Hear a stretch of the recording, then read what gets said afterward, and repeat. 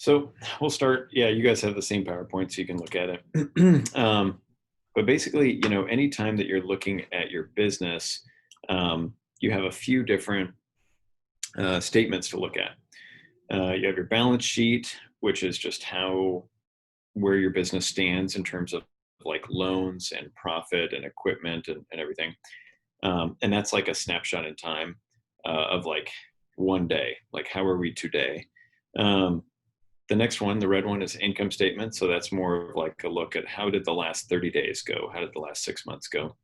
The budget is a forward-looking, basically a forward-looking income statement of thinking, how am I going to do in the future? And then a cash flow statement is actually a fuzzy mix between the balance sheet and the income statement. So, but let's go with the balance sheet first. So yeah, balance sheet is really just a snapshot. It's what you own, your equipment, what you owe in loans, and kind of the balance of that. So that's why they call it a balance sheet. You can have it be like super negative, super positive, but essentially over time, as you continue to make profit, your debts are going to go down, your net worth is going to go up, and so it's going to tip the balance towards you being hopefully less negative. Right now, as dental students, you probably have a ton of liabilities, which is your student loans, and you probably have very little assets. You're driving a beater car, and that's how I lived in dental school. So, as you come out of dental school, you are very negative in your balance sheet. But as you go over time, like this, as your liabilities start to go down, your assets start to go up, then it tips the scale. So what does that look like? This is essentially what I think this was a snapshot, I think, from Dr. Willis's simulation, which is, how much money do you have in different things, business assets, stock portfolios, essentially. But then you also have like liabilities, like how much do I owe on my credit card bill? How much do I owe on my car, my home, my dental practice, my student loans? So essentially you could say, okay, well, I own things that are 470,000. I owe back loans or liabilities of 344. So technically I'm positive 126,000. So that's good. Over time, that's going to go, hopefully keep getting better. So that's the balance sheet. Balance sheet's kind of a fuzzy deal. It's good to kind of have the big picture of it, but you're not going to look at it every day. Most accountants don't like to do it very often, and really, it just doesn't. I mean, it's not a super important piece of paper for you. One of the big things that actually is important is just keeping an eye on the liabilities and over time tracking that. So all these others, you're probably tracking going up. Hopefully the liabilities you're tracking going down. So a more interesting document, and probably a more important document to look at, is where is the profit and loss, the income, like where did your money go last month? And so it shows the money flows over time, month, quarter, year, whatever. And it shows you the income and expenses that tell you whether you made money or lost money. So pretty much just a super simple equation. So we can kind of look, here's an example of, hey, we generated 268,000 in revenue and income, and then we have all these other costs, and the costs are the outflows and everything. Now, one of the things that Dr. Costas and I are super big on is what percentage of the costs do you allocate to each area? So, I mean, if you're going to say advertising is $854 out of $268,000, that's a piddly marketing expense. Practices that we see are successful, I mean, sometimes they have very low marketing budgets. Usually it's closer to like 3 to 5%. So if you were going to say 5% of 268,000, that's like $13,000. So essentially, there are ideal ratios, ideal um, proportions that you should be doing for these uh, categories. But just know, like that information's out there. We have kind of our own mixture of information, which maybe Dr. Costas will talk about as well. Um, but on this sheet, every month you should go through. And so this month we collected 260, well, 7,000, and then we spent 200,000 on costs. So we made $67,000. So that's good. It's nice to see positive numbers of like $67,000 right there.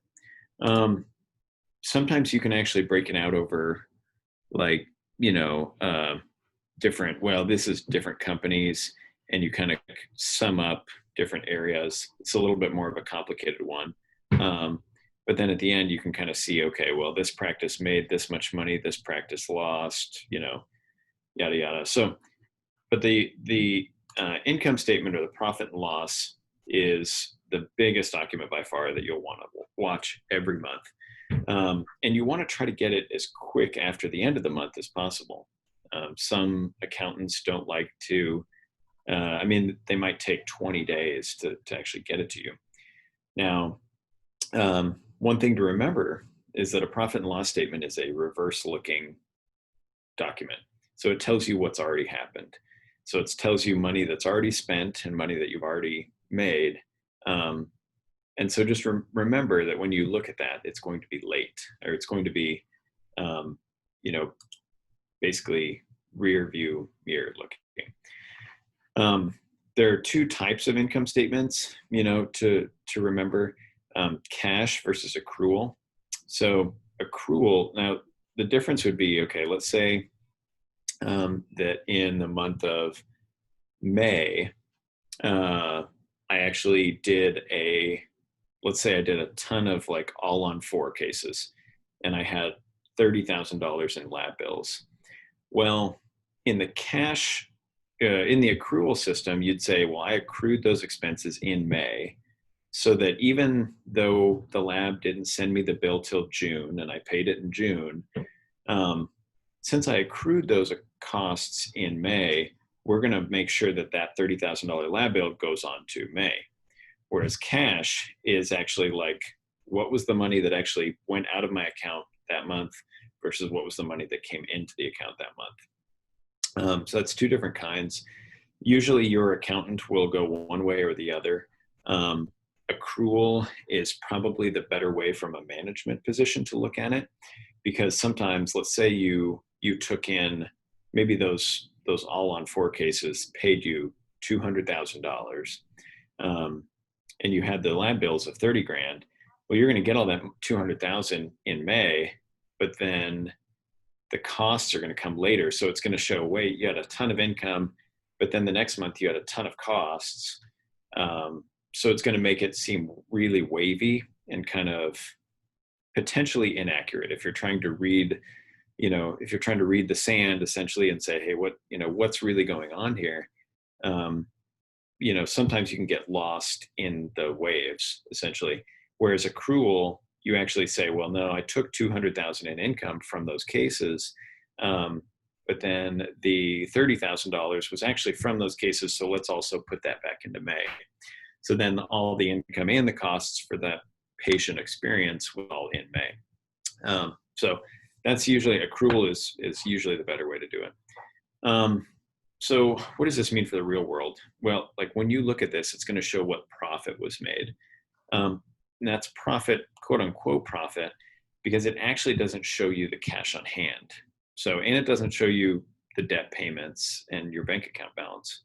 So what Dr. Costas and our lead financial analyst in Arizona, what we've done is we've created an income statement that is a little bit more unique, because at the end, let's say we go back up to this. So let's say we have 67,000. In our income statements, we blend it to show where is the cash going. So we say, okay, this made 67,000. Well, now we have a few other things. So now we're going to say, what was your debt payment? What other payments did you make that don't usually show up on an income statement or P&L? The P&L usually doesn't include debt or liabilities or anything else. So for us, we would say, okay, you made 67,000, but you have a $15,000, loan to the bank. Well, okay, take out that $15,000. So then we actually show you what is actually the cash coming in and out of your bank account. Like, why did my bank account only go up by 5,000 rather than, you told me on my profit and loss statement that it went up 25. Why is it only showing 5? Well, it's because you had a debt payment.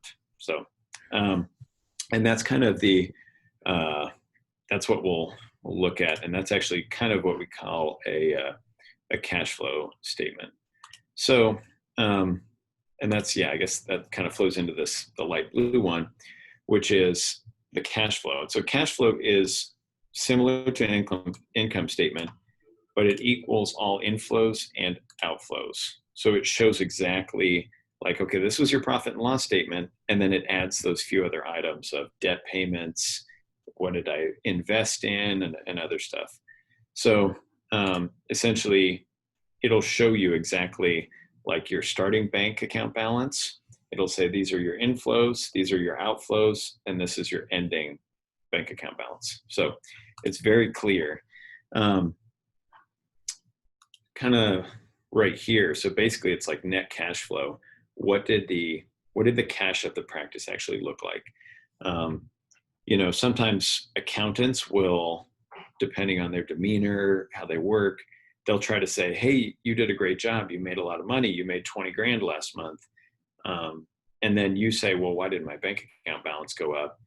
And then they have to go back, well, you were paying down debt, but it's okay. Well, at least the cash flow or the cash flow statement actually shows you where did your money go in a very detailed manner. So just like this, bank account start balance, profit, debt, and then owner dividend. So owner dividend would be, hey, I want to take some money out to pay myself. And so that's pretty much the math problem that you do on a cash flow statement. So do you guys have any questions on that before we keep going? Do you have any questions about that or want to ask a question through chat? Not yet. I think we're good. Thanks. Sounds good. So the next one is really the budget. Now, a lot of folks don't do budgets. I did it at the restaurants because that was just kind of what we did. I ran restaurants, a brewery, and a defense contracting corporation. So, or I did the numbers for them. So we would always make budgets. Like you have to know how much meat you're going to buy, how much beer you're going to make, all this stuff. So it's estimated future spending. So it looks a lot like if we were to go back to like the profit and loss statement, actually looks, like this, or actually, kind of like this, where you kind of sketch out, okay, what are my costs going to be every month? And you make some assumptions, and you base them on historical patterns. So, I mean, essentially you're looking at, okay, how did I do last year? Do I think I can do better? Can I squeeze more pennies out of this system? And then you make future projections. And it helps to define the income and spending goals and basically setting budgets for your staff. One of the biggest areas that I do is actually telling my staff exactly how much they get to spend on dental supplies. So for us, we spend 4% on dental supplies. And so every month I basically tell them, okay, this is about exactly what we're going to spend on supplies, which is, and they now have known like, well, it's 4 months of the average of the last couple months of revenue. So if they always know that, then I'm good. That's basically our budget. They know they can't spend more than that number.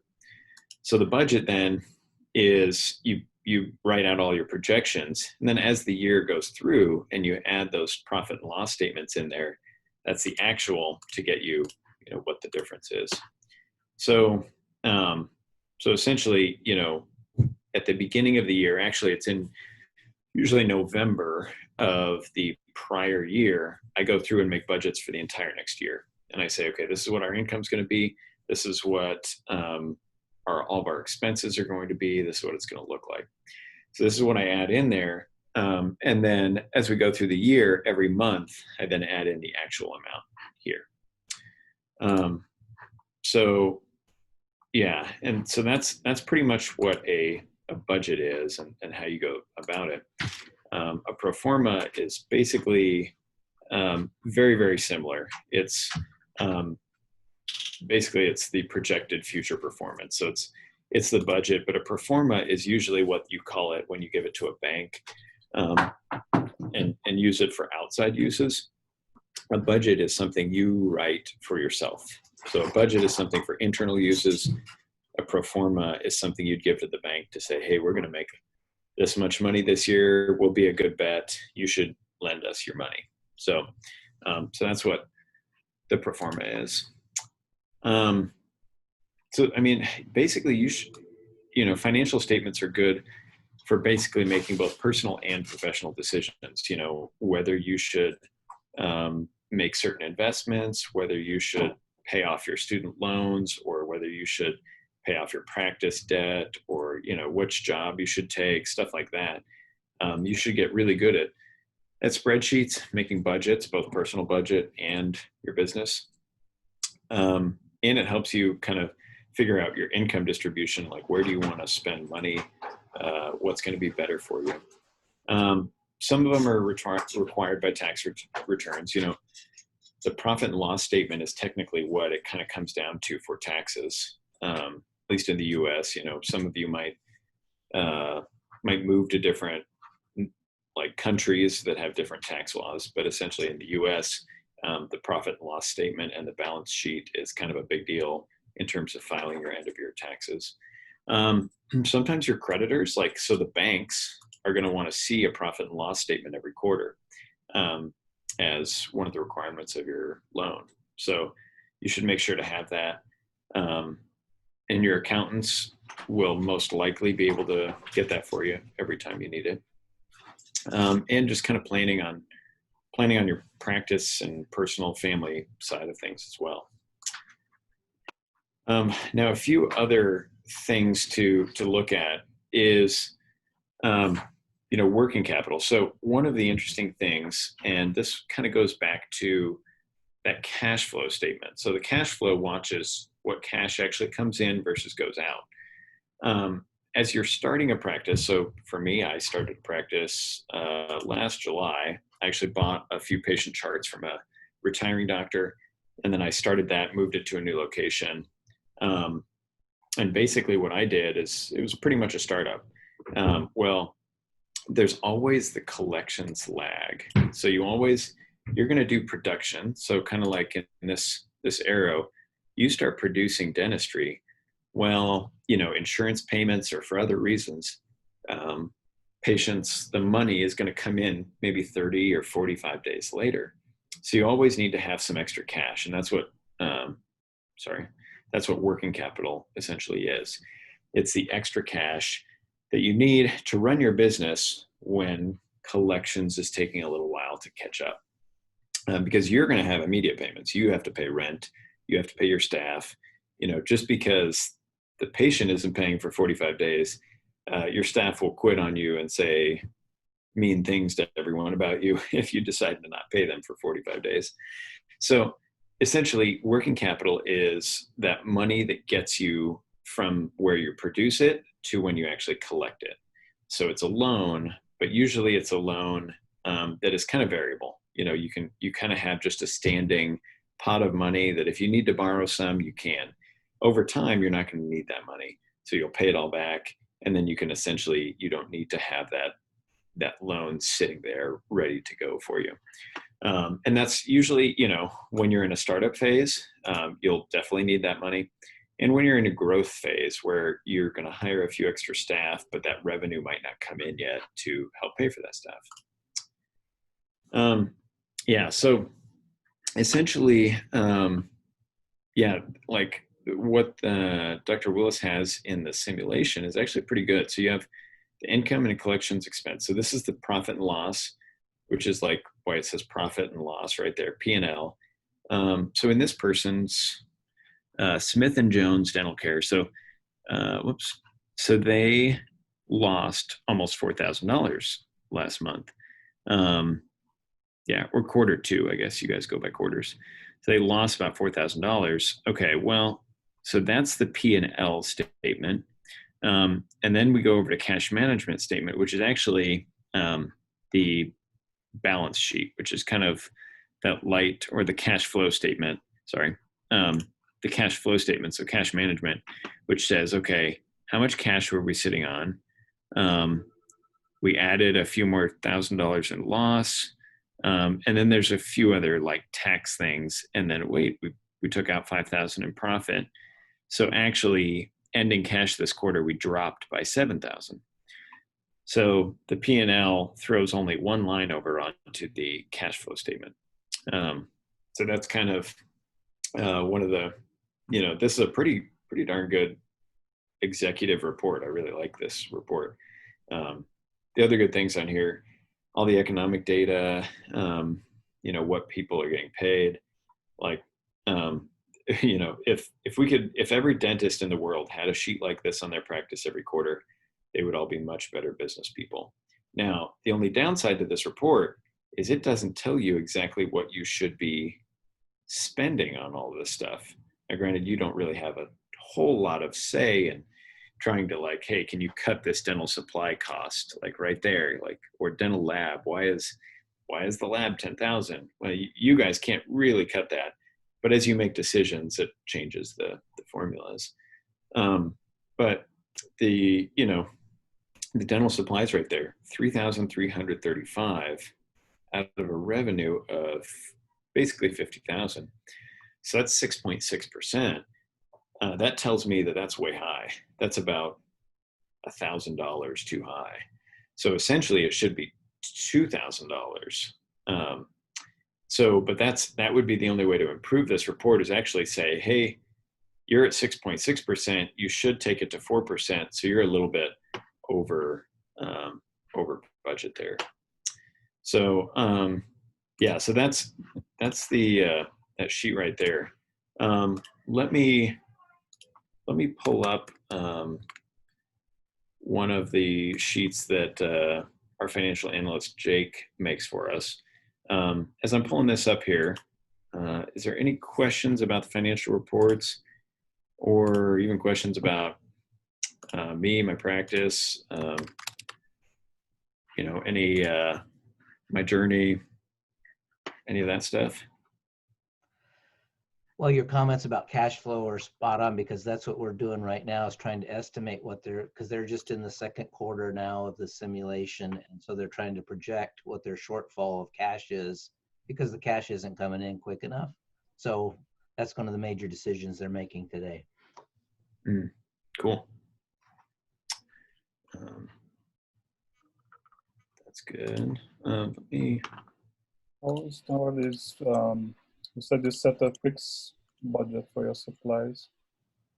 Yep. How is that working out if your demand is increasing in the next quarter, for example? Yeah, so my staff can always come to me and ask if basically, if we're running out of supplies, or if they're running out of the budget really quick, then basically they can come to me and say, hey, we need this, or we need more money.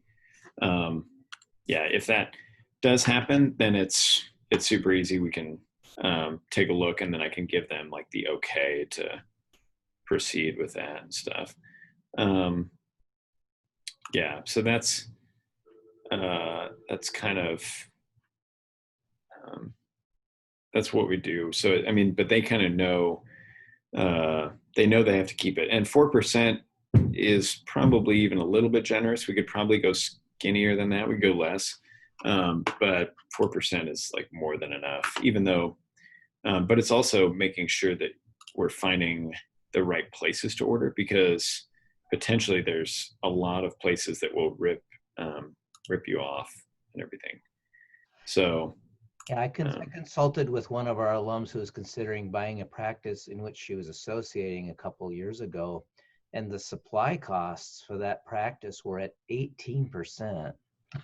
You know, practice revenue. And I said to her, either somebody's stealing from the practice, or this person's just ordering whatever they want whenever they want. Unfortunately, it was ordering whatever they want whenever they wanted. But getting Yeah. control of that cost is something she had to do before she could consider buying the practice. Yeah. Yeah. So this is essentially what we look at. So this is custom practice analytics. So this is our analyst, Jake Conway. What he does, he goes through, I send him a few data points from our practice. Our software kicks it over, but then he does the rest. He puts this report together. So essentially, like, there's like current month, previous month, yada yada. How's hygiene doing? Expenses and payroll. So what's going on there? Profit. So where does our actual profit go? Target, variance to target. What was our actual profit percentage? Where did we go? How much went to debt service? So like debt service, okay, 3,000. And so, where did everything go? And so let's look here. So then essentially, but it gives you the plastics. So this is like the profit and loss statement side of it right here. So this is the monthly scorecard. And so in the month, it says, okay, how much did I spend on the front or back office salary? How much did I spend on hygiene? How much did I spend on dental supplies? So essentially, like right there, I was at 3.1% for January. So that's pretty darn good. So now we even say 4.5% for our clients. I just set a goal for myself of being 4%. But then it tells us, okay, my expense was 11%. The industry standard is 13. So I'm doing better by 2%. Then we kind of add it to the score. So minus 2 points. So basically I'm like doing 5.2 points better than the industry standard. And so, but then we kind of have a moving target though, because essentially as you do better, like, it's kind of like the soccer leagues. Like as you do better, if you win your kind of sub league, you get bumped up to the next league. Well, essentially with our scorecards, we set industry standards to shoot for 60%. Well, once you hit 60%, we're going to make it harder. You have to even become better, and we're going to move you to 55%. So my overhead in January was 55. So it's like, okay, now we reset the target to go down to 50. So, but this is kind of what we do there. And we have trends over time like that. And so we kind of, reports like this are very rare in dentistry because so many dentists just run off of their bank balance. So they look at, how's my balance doing? Should I spend money? Should I not spend money? If my bank balance is high, then I'm great. Let's go buy a scanner or a 3D milling machine or something. If my bank balance is low, then I need to be a little bit stricter. So yeah, so this is kind of, what reports we look at as a group, and we do this for all of our clients too. So yeah, so that's kind of our blended reports. Yeah, what else? What other questions do you guys have?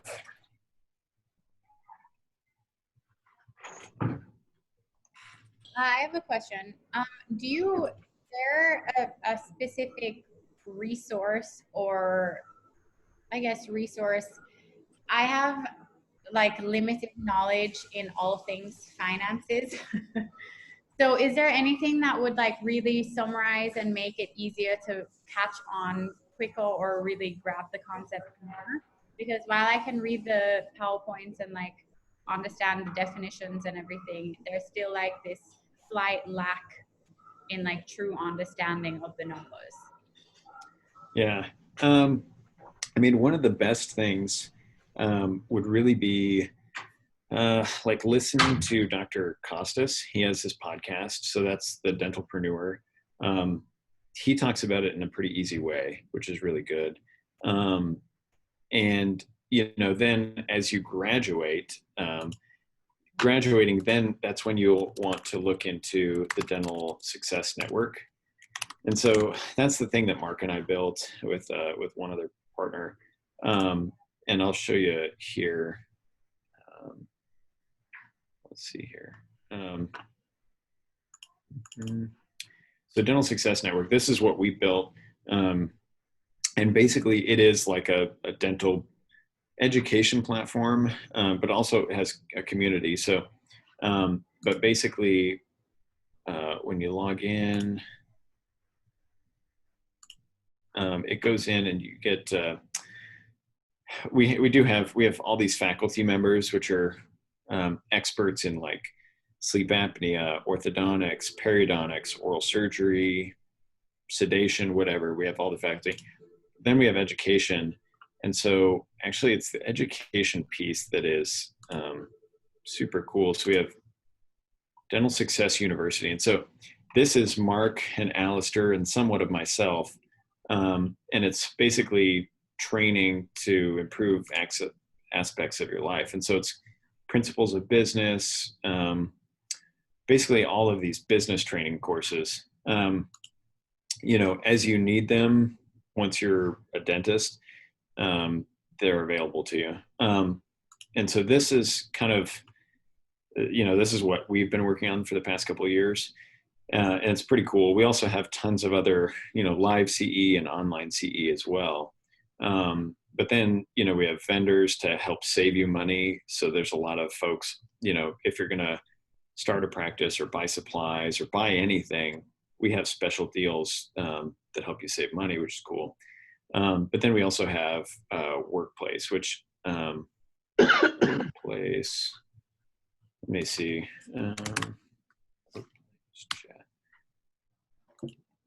So essentially, Workplace is basically it's a private version of Facebook. So we licensed Facebook privately, and we only allow dentists in there. And so essentially, this is, a dentist, he's out in California or Hawaii, and he's asking, there's a room that we call the coronavirus room. So all things that have been happening to us recently, it's like, hey, is anyone using light to disinfect their N95s? And some people saying yes, no, whatever. If you're going to place implants, people will post cases like, hey, I asked the lab to send me this. What do you guys think? Or, hey, what do you think of this implant? What's going on here? So people post cases, or, practice management. So practice management, like I posted this document earlier this morning, and it says like, okay, this is my recall system. What do you guys think? And people, can respond like, hey, this is what I'm thinking, or hey, do you have a 30, 60, 90 training checklist? We actually have an analytics room. Yep. So if you're trying to, look at 30% staff, 30% fixed and variable, yada, yada, like where do you put other costs, stuff like this. So people can ask questions about how to, how to look at things and how to make being a practice owner a little bit less crazy. So that's pretty much what Mark and I built 2 years ago now, or 2.5 years ago. And so, but we, unfortunately for dental students, we don't have any kind of education for you yet, because we limit that community to only dentists. We check their licenses before they come on. So they have to be a licensed dentist to be on there. It just makes it a little bit safer, because obviously there's Facebook groups and there's other places where you can get information. But for this, we keep it a very safe place where people can share freely, and they're not getting sold stuff by salesmen or anything else. So yeah, so when you get out, definitely check out Dental Success Network. And Dr. Clean, is there a monthly or an annual fee to be in that network and have access to that material? Yeah, so it's $199 a month, which when you're a dental student kind of seems high, but when you get out and you start having to, buy dental supplies, buy scrubs, do all these other things. The deals we have with the major vendors, we have the biggest buying group in the world in terms of number of vendors and supplies we can get. And so essentially the amount of savings, that's why I can kind of keep my supply costs under 4%, like, 3.1%. And 3.1% spread over a couple $100,000 is a lot. So that's probably, $20,000 a year. So, and it's not too hard when you get all the special deals. So yeah, $199 a month is what we charge. But basically membership pays for itself pretty quickly. So yeah. All right. Any other questions on statistics? Numbers are never fun to talk about, so I'm sorry to bore you guys. All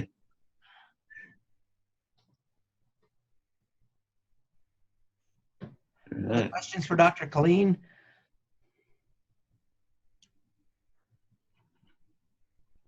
Well, we want to thank you for presenting that important information to us. I think you'll find just by going through the simulation, but once you get through the 6 or 7 or 8 quarters, these numbers that are now confusing and make your brain hurt won't anymore. At some point, things are going to start clicking, and then you say, oh, that's what that means. And then you're going to start putting together that puzzle in a way that you hadn't. I think you'll find chapters 2 and 3 in the textbook that you're going to have quizzes over, the transition book, as well as Dr. Klein's book by the numbers. Those are presented in pretty easy to understand. I mean, simple kind of language. And I guess, those would be good sources for you too. On a personal finance standpoint, I've heard really good things about a book called The White Coat Investor. Is written by a physician to help people understand basic finance and investing. So that'd be another source for you. Any other words of wisdom, Dr. Colleen? Not really, just, yeah, at least you guys are still in school for another, year, right? Is it a year or 2 years? Year and a half, we hope. Year and a half. Okay. At least thank God you're still in school for another year and a half. So, yeah, just keep up good work and, reach out to me or Dr. Dunning has my contact info. If you guys have any questions after the fact, be glad to help you. So do you want to quickly show them your website? Pull that up quick. Oh, the practice website. Oh, my personal website. Yeah. So let's see. Yeah, it's just AddisonKilleen.com. So, let me see here. So essentially, yeah, AddisonKilleen.com. So if you want to look at the book right there, or, basically the other 2 companies that I work in, and so it has a bunch of resources. So if you want to get, any of the spreadsheets that I have, they're right there. And then, or just like people that I use, like Open Dental, Flex, marketing, supplies, practice analytics, stuff like that. So, if you need any help, that my website has a lot too. So. Okay, great. Well, I want to thank you for taking care of us today. I know you've probably got patients behind waiting for hygiene, something going on right now in your practice. So let's give Dr. Klein a thank you for joining us today. So appreciate that so much. And hope you have a great week. And hopefully this COVID thing is going to settle down soon. Yeah, I hope so. All right. Have a great rest of the summer. Thanks, guys. Thank you. Thanks. All right. Well, that was a nice change of pace for us. So let's see. It's a 11:15. So why don't I plan to meet with practices 2 and 3 between now and 11:15. Otherwise, you can take a break. Just stay on the Zoom room or in the Zoom session. And then 11:15, I'll start introducing to you the process we're going to use to set some goals for your practices. And then we'll finish working on those probably tomorrow and Friday. All right. So I'll join group 2 in the breakout room here in just a couple minutes. Dr. Dunning, Yeah, when do we have to hand in the quarter 2 decisions by? today at 12. Then I'll try to get those processed and make them available for you for class tomorrow so we can review them. And remember, quiz tomorrow on RVLE between 8 and 8:30. So I'll get this breakout room set up for, hopefully, did Janae ever get to join us, or maybe her internet never worked? I don't see her. No, she's not here. Oh, that's too bad. Okay. So I guess I'll just have a meeting with Anissa. So, okay, I'll create that breakout room and we'll get that going.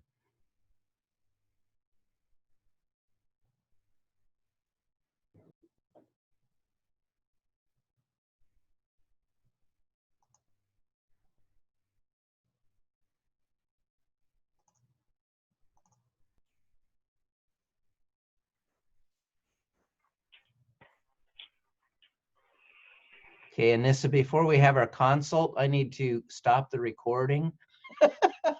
Okay. That's not available on YouTube for other groups to spy on you. Oh, I'm glad I remembered that.